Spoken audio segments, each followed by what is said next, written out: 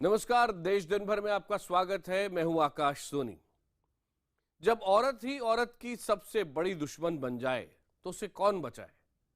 जिन बहनों को छेड़खानी को लेकर अपने भाई को समझाना चाहिए था, वो उल्टे उन लड़कियों को पीटने लगी जो शिकायत लेकर पुलिस के पास पहुंची थीं। ये खबर समाज की उस सोच को दिखाती है जो अपने बिगड़ैल बेटों को समझाने की बजाय लड़कियों को दबाने और पीटने में ही समझदारी समझती है। देखिए ये रिपोर्ट।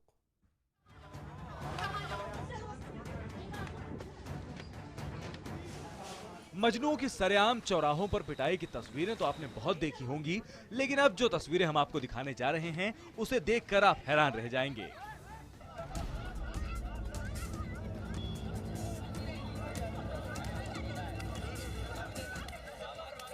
शर्म की तस्वीरें कानपुर के बर्रा थाना क्षेत्र की हैं। बेतहाशा पिटाई खाती ये बेटी गई तो थी अपने साथ हो रही छेड़छाड़ की शिकायत करने, अपने लिए इंसाफ की मांग लेकर। उसे उम्मीद थी कि उसे इंसाफ मिलेगा, लेकिन उसके साथ जो हुआ उसकी उसे जरा भी उम्मीद नहीं थी। छेड़छाड़ के आरोपी लड़के की बहनों ने सरेराह पीड़ित लड़कियों को घेर लिया और बेरहमी से उनकी पिटाई करने लगी।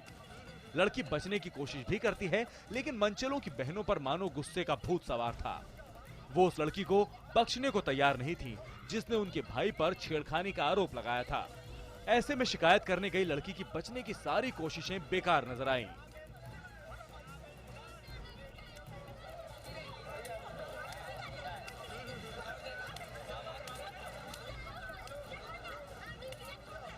एक हफ्ते से रोज कर रहे थे। क्या कहते, मैंने कल इनको समझाया कि भैया इस तरीके की कमेंट्सबाजी क्यों कर रहे हैं। बताइए क्या था, क्या कहते इतने में मारने लगे। देखिए किस तरीके से। इनका कहना है लड़के बुलवा के इनको पिटवाया। नहीं, मैंने कोई लड़के नहीं बुलवाए। क्या कहते हैं, हाँ जी सर, मेरी पिटाई की है। क्या कहते हैं, मेरी बहन को मारा है। क्या कहते हैं।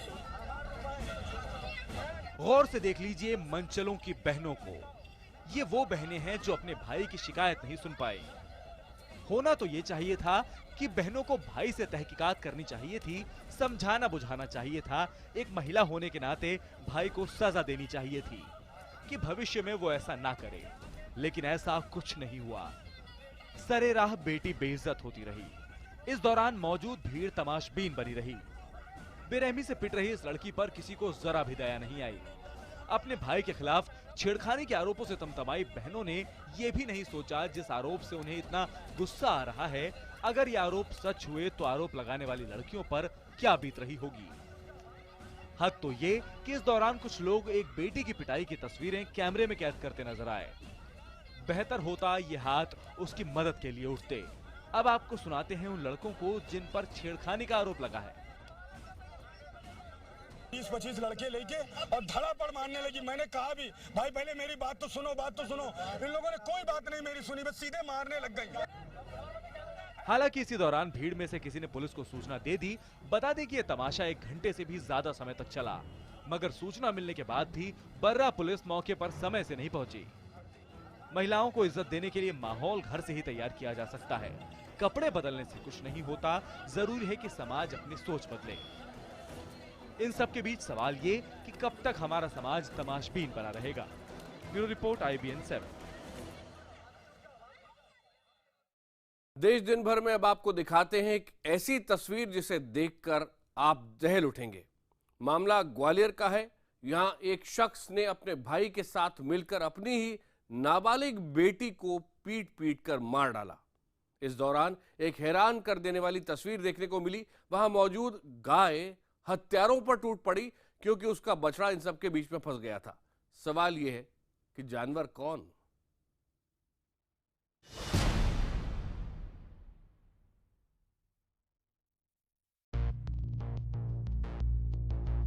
अपनी मर्जी से शादी करना इतना बड़ा जुल्म हो गया कि पिता और चाचा ने मिलकर अपनी फूल सी बेटी को बेरहमी से मौत के घाट उतार दिया। खून के रिश्ते में खून की होली खेली गई और ये सब कुछ ग्वालियर के शांति निकेतन आश्रम के CCTV कैमरे में कैद हो गया। घायल सीमा का बहुत ज्यादा खून बह जाने की वजह से मौके पर ही मौत हो गई।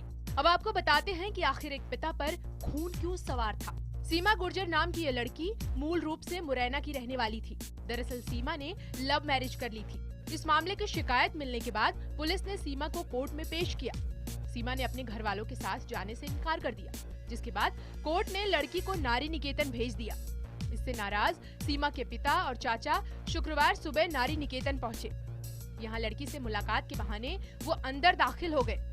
शुरू में उन्होंने सीमा से हालचाल पूछा और उसके बाद अचानक चाकू निकालकर पिता ने हमला शुरू कर दिया। इस दौरान नारी निकेतन में मौजूद लोगों ने लड़की को बचाने की कोशिश भी की।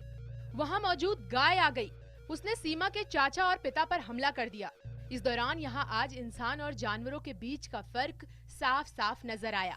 एक तरफ जहाँ नाबालिग बेटी की लव मैरिज से नाराज चाचा और पिता ने बेटी को बेरहमी से मौत के घाट उतार दिया, वहीं मौके पर मौजूद एक बेजुबान गाय को लगा कि उसके बछड़े को मारने की कोशिश हो रही है, तो उसने बछड़े को बचाने के लिए हत्यारों पर हमला कर दिया। मैंने यहाँ से पकड़ के बाहर डाल लो तो वो निकल गया होगा, तो वो गैया छूट बैठी थी, गैया ने मारो भाई, लेकिन वो नहीं बचे, वो भगलो सीधो, हत्या करे बाप बेटा। शांति निकेतन आश्रम में मौजूद महिला कर्मचारी ने बताया कि 2 दिन पहले भी कल्याण और लाखन सिंह आश्रम में सीमा से मिलने आए थे। इसी तरह शुक्रवार को दोनों अपनी बेटी सीमा से मिलने आए। दोनों ने सीमा को घर चलने और परिवार की मर्जी के अनुसार दूसरे लड़के से शादी करने की बात कही, लेकिन सीमा ने साफ मना कर दिया और कहा कि वो उसी लड़के के साथ जिंदगी गुजारेगी। इतना सुनते ही पिता गुस्से से उबलने लगा। हमने देख नहीं पाया और बाबा आ गए, एक मोटे बाबा, तो हम ऑफिस तक चिल्ला के आ पाए, तब तक नुमाने बाबा दावला लड़की को कुचल के लड़की भागती हुई अंदर भाग आई और बाबा को कुचल रहे। घटना की खबर लगते ही हजीरा पुलिस मौके पर पहुंची। पुलिस के मुताबिक बेटी के प्रेम विवाह से नाराज घरवालों ने उसकी हत्या की है। जल्द ही हत्यारों को पकड़ लिया जाएगा। उसके चाचा और पिता कल्याण सिंह, ये दोनों यहाँ उसको कुछ समझाने आए थे। काफ़ी देर यहाँ बैठ के उससे बात भी होती रही और फिर अचानक पता नहीं क्या उनमें विवाद हुआ कि उनके पिता और चाचा ने मिलकर उसकी यहाँ पे नारी निकेतन में ही अंदर परिसर में ही हत्या कर दी। कभी बेटी के लहू से पिता हाथ रंग लेता है, तो कभी एक भाई अपनी बहन को मौत की नींद सुला देता है। सवाल ये कि झूठी शान की खातिर कब तक बेटियों को इस तरह मौत के घाट उतारा जाता रहेगा। Bureau report, IBN 7। देश दिन भर में आइए अब चलते हैं बिहार, जहां अपने 19 साल के बेटे के लिए इंसाफ की गुहार लगा कर आदित्य सचदेव के माता पिता थक चुके हैं। सवाल उठ रहे हैं, लेकिन इंसाफ की कोई उम्मीद अभी नजर नहीं आ रही। और सवाल इसीलिए उठ रहे हैं कि क्या बिहार पुलिस रॉकी यादव को राजनीतिक दबाव में बचाने की कोशिश कर रही है।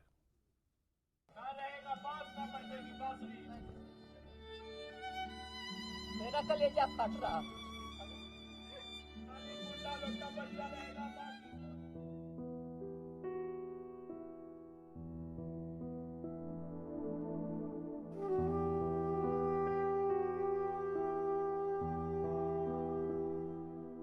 एक दिन, 2 दिन, 3 दिन और ऐसे ही 5-6 दिन गुजर चुके हैं, लेकिन एक पल भी ऐसा नहीं गुजरता जब आदित्य के मम्मी पापा की आंखों से लाडले का चेहरा ओझल होता हो।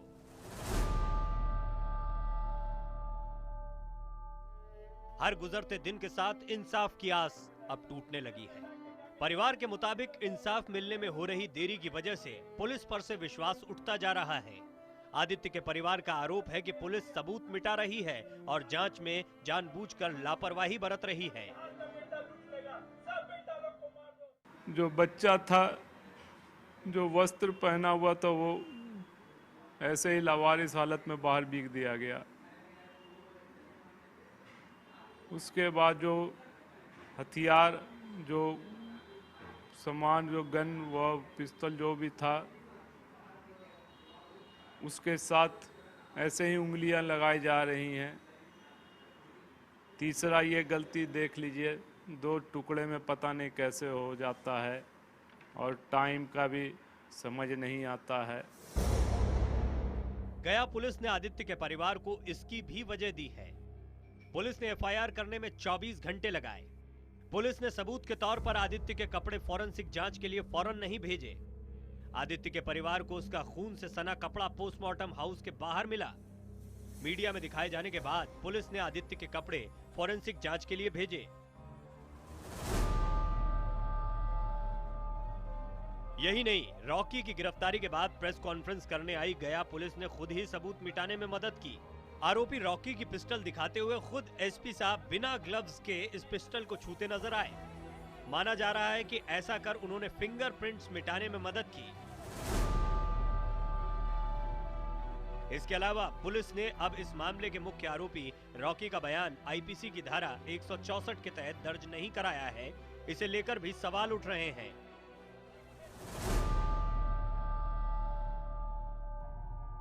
इस बीच हत्या के वक्त आदित्य की गाड़ी में मौजूद 4 दोस्तों ने कोर्ट में अपना बयान दर्ज कराया।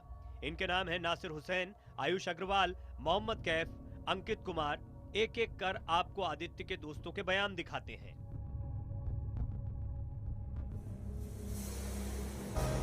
एक लैंड रोवर गाड़ी ने ओवरटेक करके हमें रोका।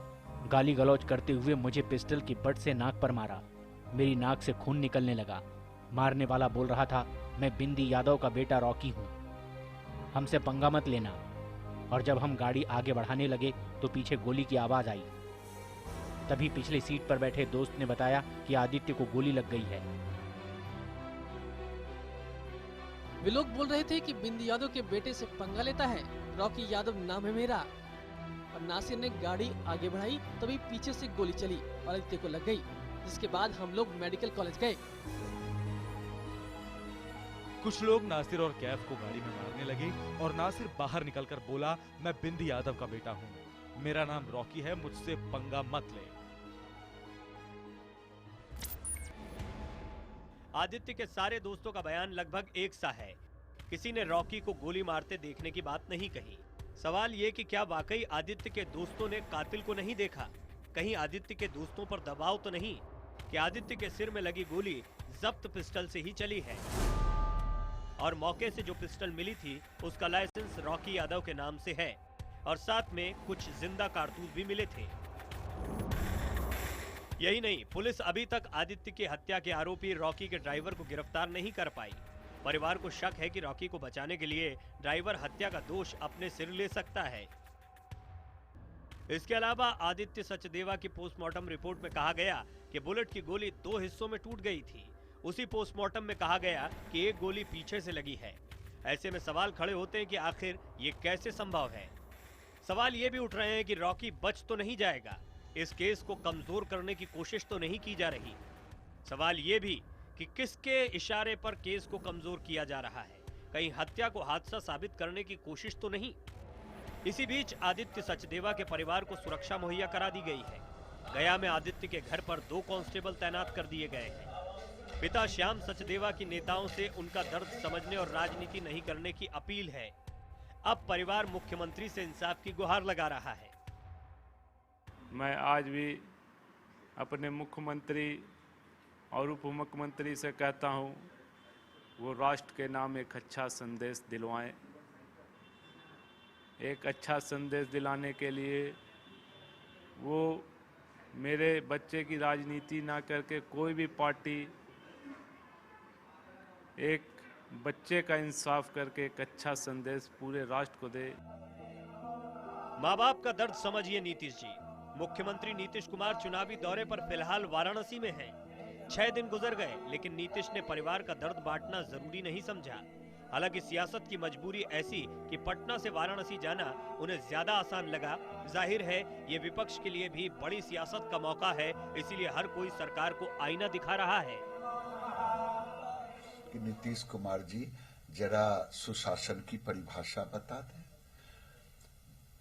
जनता ने ये उम्मीद पर दी थी कि भय मुक्त बिहार होगा, लेकिन आज अपराधी भय मुक्त हो गए। और आपसे निवेदन, पूरे देश में घूम घूम करके शराबबंदी कर रहे हैं, तो हत्या का बंदी बिहार में कब होगा? वहीं फरार एमएलसी विधायक मनोरमा देवी की तलाश में पुलिस की छापेमारी जारी है। पुलिस ने गया में बिंदी यादव के छोटे भाई शीतल यादव के घर छापा मारा। मनोरमा देवी ने गया कोर्ट में अग्रिम जमानत के लिए अर्जी दी है। जेडीयू की निलंबित एमएलसी अगर जल्द आत्मसमर्पण नहीं करती है तो पुलिस मनोरमा देवी की संपत्ति जब्त कर सकती है। चंद्रमोहन कुमार, गया, IBN 7। देश दिन भर में एक बार फिर आपका स्वागत है। निरंकारी संप्रदाय के धार्मिक गुरु बाबा हरदेव सिंह का कनाडा में कार एक्सीडेंट में निधन हो गया है। कनाडा के मॉन्ट्रियल शहर में उनकी कार का टायर फट गया, जिसके कारण यह हादसा हुआ। हादसे के वक्त उनके साथ उनके 2 दामाद भी थे, जिनमें से एक की हालत गंभीर बनी हुई है। 62 साल के बाबा के दामाद ने इस बात की पुष्टि की है कि सड़क हादसे में उनका निधन हो गया। संत निरंकारी बाबा की 27 देशों में 100 से ज़्यादा शाखाएं हैं। घटना के बाद निरंकारी समाज में शोक की लहर दौड़ गई है। देश दिन भर में आज इतना ही।